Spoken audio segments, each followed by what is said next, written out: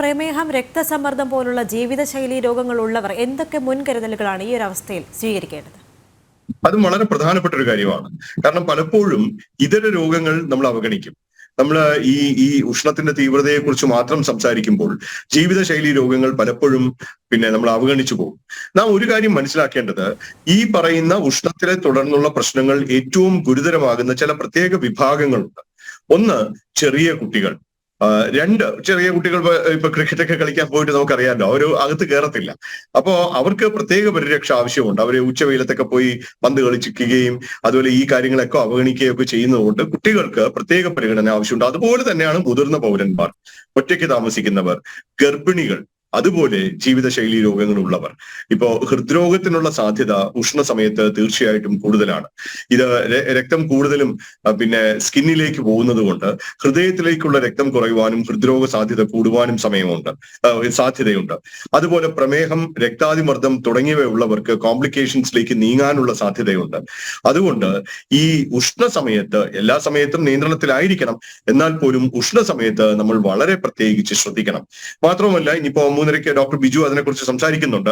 ത്വക്ക് രോഗങ്ങൾ, പ്രത്യേകിച്ച് പ്രമേഹ രോഗികൾക്ക് ത്വക്ക് രോഗങ്ങൾ ഗുരുതരമാകുന്നു. പലപ്പോഴും നമ്മൾ വെപ്പ് എന്നൊക്കെ പറയുമല്ലോ, ചൂടുകുരുവൊക്കെ വരുന്നത്, ആ ചൂടുകുരുവൊക്കെ പലപ്പോഴും ഇൻഫെക്റ്റഡ് ആകുന്നു, അണുബാധ ഉണ്ടാകുന്നു. അപ്പൊ പ്രമേഹം നല്ല നിയന്ത്രണത്തിലല്ലെങ്കിൽ വലിയ ഇൻഫെക്ഷനിലേക്ക് അത് പോകാനും സാധ്യതയുണ്ട്. അപ്പൊ അതുകൊണ്ട് ഈ സമയത്ത് നന്നായി രക്തസമ്മർദ്ദവും പ്രമേഹവും ചികിത്സിക്കുവാനും അതുപോലെ തന്നെ ഹൃദ്രോഗ സാധ്യത തിരിച്ചറിഞ്ഞ് അത് ഒഴിവാക്കുവാനും നാം ശ്രദ്ധിക്കേണ്ടതുണ്ട്. ഇനി ഒരു കാര്യം കൂടെ പറയേണ്ടത്, നമ്മൾ സാധാരണഗതിയിൽ ഈ പറയുന്ന ജീവിതശൈലി രോഗമുള്ളവർക്കെല്ലാം നമ്മൾ ഭക്ഷണ ക്രമീകരണവും വ്യായാമവും പറയാറുണ്ട്. പക്ഷെ വ്യായാമം ചെയ്യുമ്പോൾ നാം കൂടുതൽ ശ്രദ്ധിക്കണം. തണുത്ത സമയത്ത്, താരതമ്യേന പകൽ സമയത്തോ അല്ലെങ്കിൽ രാത്രി സമയത്തോ തണുത്ത സമയത്തായിരിക്കണം നമ്മൾ കഴിയുന്നതും ഈ വ്യായാമം ചെയ്യേണ്ടത്. എന്നിട്ട് കഴിയുന്നിടത്തോളം ഇഷ്ടം പോലെ വെള്ളം കുടിക്കുവാൻ കൂടി നാം ശ്രദ്ധിക്കേണ്ടതുണ്ട്. അപ്പൊ ഇതുകൂടി നാം മനസ്സിലാക്കണം. ഡോക്ടർ, ഇത്രയും കടുത്ത കാലാവസ്ഥാ പ്രശ്നങ്ങൾ തുടരുന്ന സാഹചര്യത്തിൽ ജീവിത രീതികളിലും മാറ്റം വരുത്തേണ്ടത് അനിവാര്യം തന്നെയല്ലേ? തീർച്ചയായിട്ടും. നമുക്ക് മാത്രമല്ല, നമ്മുടെ വസ്ത്രധാരണത്തിൽ ശ്രദ്ധിക്കണം. അയഞ്ഞ വസ്ത്രങ്ങൾ ഇടണം, കോട്ടൺ വസ്ത്രങ്ങൾ ഇടണം. ഇഷ്ടം പോലെ നമുക്ക് വസ്ത്രങ്ങൾ ലൂസായിരിക്കണം. ഒരുപാടൊന്നും ഉടുപ്പിടേണ്ട കാര്യമില്ല. സാധിക്കുന്ന സമയങ്ങളിലാണെങ്കിൽ ചെറിയ ബനിയനോ അല്ലെങ്കിൽ അത്തരത്തിലുള്ള സ്ലീവ്ലെസ് ഉടുപ്പുകളോ അങ്ങനെയൊക്കെ ഇടുക. കാരണം നമ്മൾ മൂടി വെക്കും തോറും, പ്രത്യേകിച്ച് കട്ടിയുള്ള തുണികൾ വെച്ച് മൂടി വെക്കും തോറും നമ്മുടെ പ്രശ്നങ്ങൾ കൂടുതൽ ഗുരുതരമാവുകയാണ്. അപ്പൊ അതുകൊണ്ട് നമ്മൾ വളരെ അയഞ്ഞ വസ്ത്രങ്ങൾ ധരിക്കുവാനും കോട്ടൺ വസ്ത്രങ്ങൾ ധരിക്കുവാനും, ആവശ്യത്തിനുള്ള വസ്ത്രം, ഒരുപാട് ഉടുപ്പിടേണ്ട കാര്യമില്ല, ആവശ്യത്തിനുള്ള വസ്ത്രം ധരിക്കാൻ ശ്രദ്ധിക്കണം. രണ്ട്, നമ്മൾ ഒരുപാട് വെള്ളം കുടിക്കണം, ഞാൻ നേരത്തെ സൂചിപ്പിച്ചതുപോലെ. പക്ഷെ അവിടെ തന്നെ നമ്മൾ മറ്റൊരു കാര്യം ശ്രദ്ധിക്കേണ്ടത്, ജ്യൂസുകൾ പലപ്പോഴും വിപരീത ഫലം ചെയ്യും.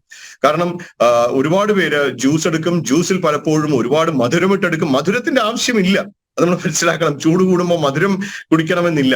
അതുകൊണ്ട് തന്നെ പ്രത്യേകിച്ച് പ്രമേഹമൊക്കെ ഉള്ളവർ ഒരുപാട് ജ്യൂസൊക്കെ കുടിച്ചിട്ട് വലിയ പ്രശ്നത്തിലേക്ക് പോകും. അപ്പോ ഞാൻ നേരത്തെ സൂചിപ്പിച്ചത് മാതിരി ഉപ്പിട്ട സംഭാരവും ഉപ്പിട്ട നാരങ്ങ വെള്ളവുമാണ് നമുക്ക് കുടിക്കേണ്ടത്. അല്ലാതെയുള്ള ഫ്രൂട്ട്സ് നല്ലതാണ്.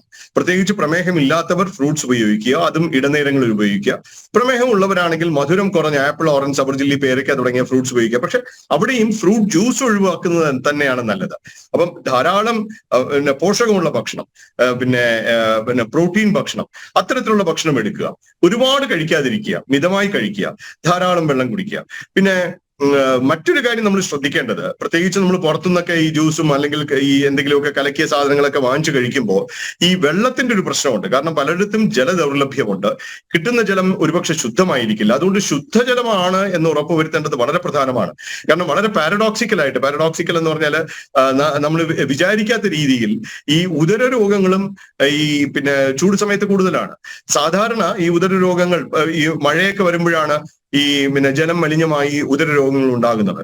അതേപോലെ തന്നെ ചൂട് സമയത്ത് എന്ത് പറ്റുന്നു എന്ന് പറഞ്ഞാല്, ഇപ്പോ വൃത്തിയില്ലാത്ത ഐസോ അല്ലെങ്കിൽ വൃത്തിയില്ലാത്ത വെള്ളമോ ഒക്കെ വെച്ച് കലക്കുന്ന ജ്യൂസുകളും പാനീയങ്ങളും ഒക്കെ നമുക്ക് ഉദര രോഗങ്ങൾ ഉണ്ടാക്കും. അതുകൊണ്ട് തിളപ്പിച്ചാറ്റിയ വെള്ളമായിരിക്കണം അല്ലെങ്കിൽ ശുദ്ധീകരിച്ച വെള്ളമായിരിക്കണം കുടിക്കുന്നത് എന്നും നാം ഉറപ്പുവരുത്തണം.